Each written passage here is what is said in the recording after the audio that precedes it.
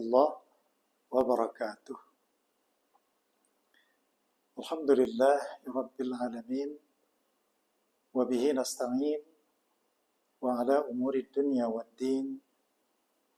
Wassalatu wassalamu ala asyrafil anbiya wal mursalin wa ala alihi wa sahbihi ajma'in, amma ba'du.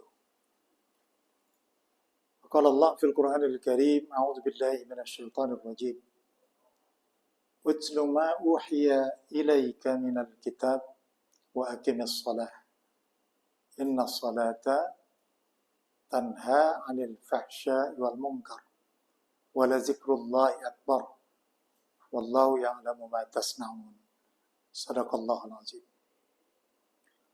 Pertama-tama marilah kita menyanjungkan puji serta syukur kita kehadirat Allah Subhanahu wa taala, di mana kita masih diberi kesempatan untuk berinteraksi sekaligus mensyukuri nikmat-nikmat dari Allah Subhanahu wa taala, sehingga kita dapat menjalani hidup ini lebih baik. Dan Rasulullah mengatakan sebaik-baik kehidupan kita adalah yang dapat memberi manfaat kepada orang lain. Khairun nas anfa'uhum linnas. Salawat dan salam semoga senantiasa tercurah ke hadirat junjungan kita Nabi besar Muhammad sallallahu alaihi wasallam, kepada keluarganya, kepada para sahabatnya, dan mudah-mudahan kita mengikuti jejak-jejak sunnahnya. Para pemirsa yang dirahmati Allah Subhanahu wa taala, kita bertemu kembali dalam bincang-bincang di seputar agama kita. Kali ini kita akan membicarakan satu topik yang sangat menarik, yakni sholat wajib di mata Gen Z yang akhir-akhir ini diremehkan atau dianggap ringan. Dari mana kita memulai tema ini sehingga kita nanti bisa mengambil satu pelajaran berharga dari tema yang baik ini?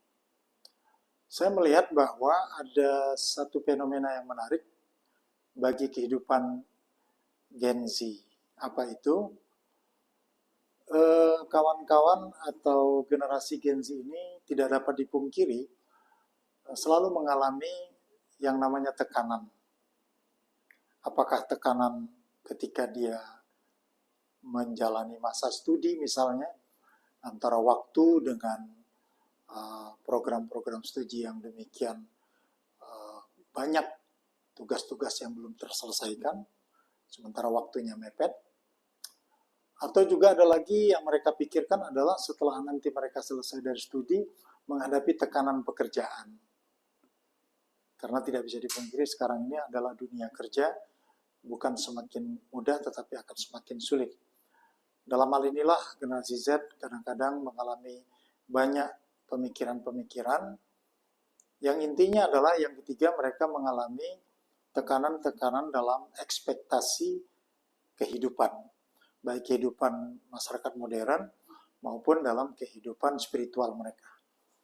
Nah, dalam kehidupan spiritual misalnya, ya, yang sangat fenomenal yang kita lihat adalah kecenderungan ya generasi Z ini, sebenarnya mereka memiliki potensi, ya, potensi yang besar sebagai bonus demografi, ya. Tetapi kalau salah dalam memanajenya, hal ini bisa menimbulkan hal-hal yang negatif.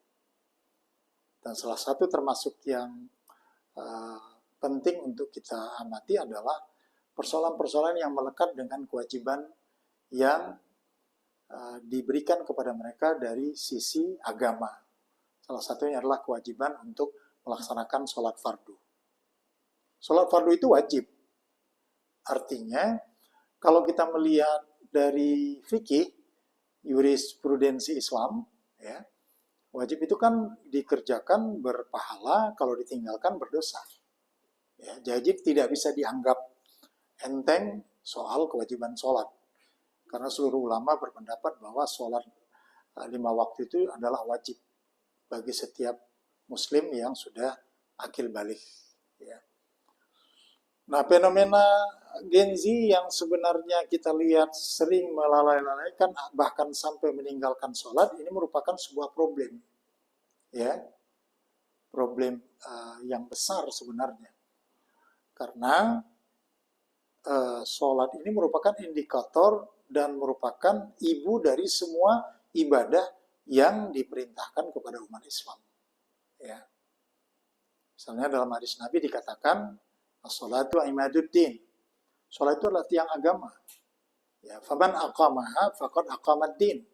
Barang siapa yang menegakkan agama, siapa yang menegakkan sholat, ya, maka dia telah menegakkan agama. Tapi barang siapa yang meninggalkan sholat, faman tarakaha faqad hadamaddin, maka sesungguhnya dia telah meruntuhkan agama. Jadi hal ini merupakan sesuatu yang sangat penting untuk diperhatikan oleh generasi Z. Ada banyak faktor dan alasan yang menyebabkan generasi Z itu meninggalkan sholat. Antara lain misalnya dikatakan bahwa ya, pakaian mereka tidak steril, tidak bersih dari najis. Atau kadangkala mengganggu suasana mereka sedang asik ngumpul misalnya. Bukankah sebenarnya kalau seorang yang sudah menyatakan beriman, manakala ada dua perintah yang bersamaan, satu perintah makhluk, dan yang satu perintah Allah Subhanahu wa Ta'ala, maka yang harus diprioritaskan adalah perintah Allah Subhanahu wa Ta'ala. Dan hal-hal yang berkenaan dengan perintah makhluk itu harus dibelakangkan. Ini menjadi satu hal yang penting untuk juga diperhatikan. Tetapi kenyataannya tidak seperti itu. Karena pertimbangan-pertimbangan rasional, ada banyak generasi Z yang kadang-kala malah justru mendahulukan perintah ataupun program-program makhluk. Maka perintah Allah kadang-kadang karena ketika ditinggalkan tidak berefek, maka itu ya menjadi begitu ringan untuk meninggalkan sholat. Padahal sebenarnya innama awwalu ma yuhasibu bil abdu yaumal qiyamah as-shalah. Idza shalaha shalaha amalu kullu wa idza fasada fasada amalu kullu. Ketahuilah sesungguhnya amalan yang mula-mula dihisab pada hari kiamat adalah sholat. Manakala sholatnya baik, maka dihitung baik semua amal ibadahnya. Tetapi manakala sholatnya buruk, maka dianggap buruk semua ibadah.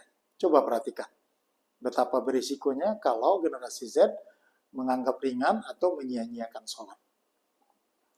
Bahkan makna esensi daripada ibadah sholat itu adalah tanha anil fahsya wal munkar. Maka Rasulullah SAW menyatakan dalam sebuah hadisnya, la sholata liman la tanha sholatahu anil fahsya'i wal munkar.